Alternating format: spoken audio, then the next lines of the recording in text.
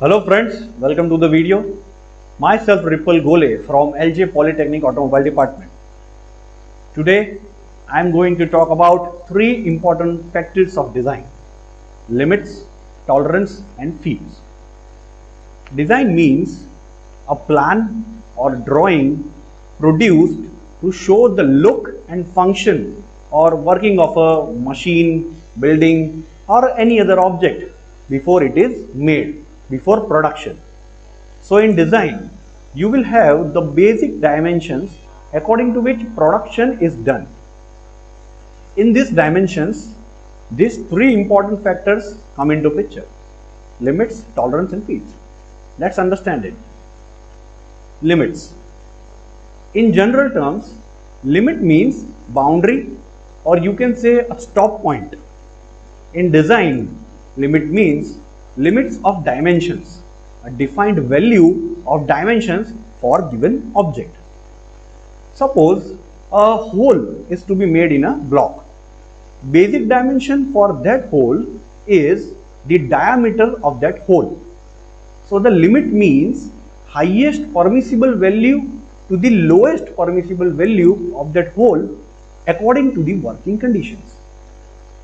It will get clearer after we understand the types of limit.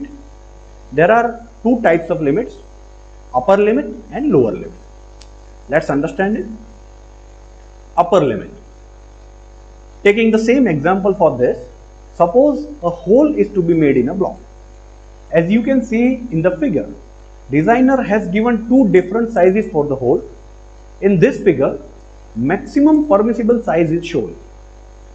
So, this maximum permissible size of the hole is called upper limit for this design of hole. This is the first type. The second type is lower limit. It is exact opposite of the upper limit. The minimum permissible size of the hole is called lower limit for this design of hole. The next factor is tolerance. Tolerance and limits are connected with each other. Tolerance is defined as the total permissible variation of the size. Means, as you can see in the figure, the difference between upper limit and lower limit is called tolerance or tolerance zone. Now, why this tolerance and limits are important in design?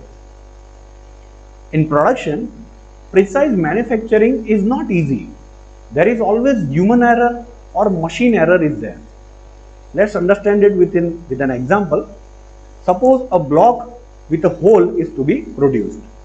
Design says that dimension of the hole is 10 centimeter.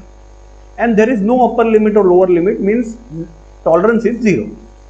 If in production, due to some error, a hole of 10.1 centimeter is made on the block, now because there is 0 tolerance, that block with 10.1 centimeter will have to be discarded, and eventually production cost and final product price will be increased.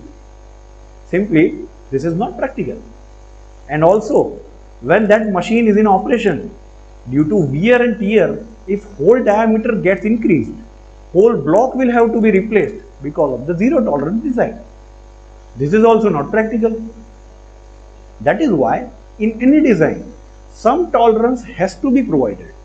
And this is why limits and tolerance are important factors in design. The next factor is feats. The degree of tightness or looseness between two mating parts is known as fit of the parts. Two mating part means parts those are in contact with each other, either in motion or at rest. In any machine, there is always two or more than two parts which are in contact with each other and moves, or you can say do relative motions based on the mechanism provided and produce some useful work. So how tight or loose those mating parts are is called fits of the parts. There are three types of fits in the design procedure: clearance fit, interference fit and transition fit. Let's understand them. clearance feet.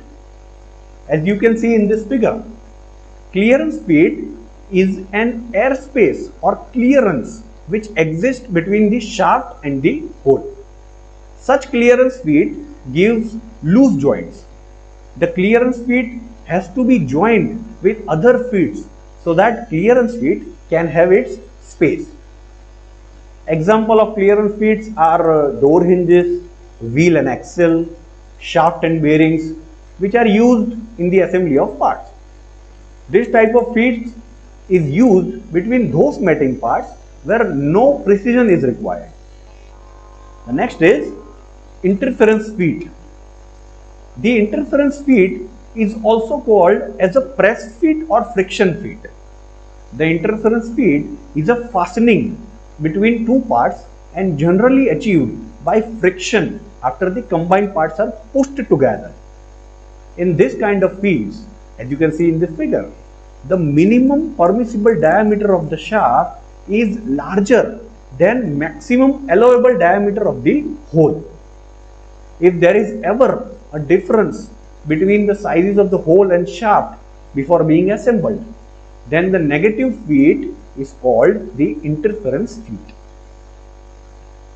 The next is transition feet. Transition feet is a feet which may provide either a clearance or interference.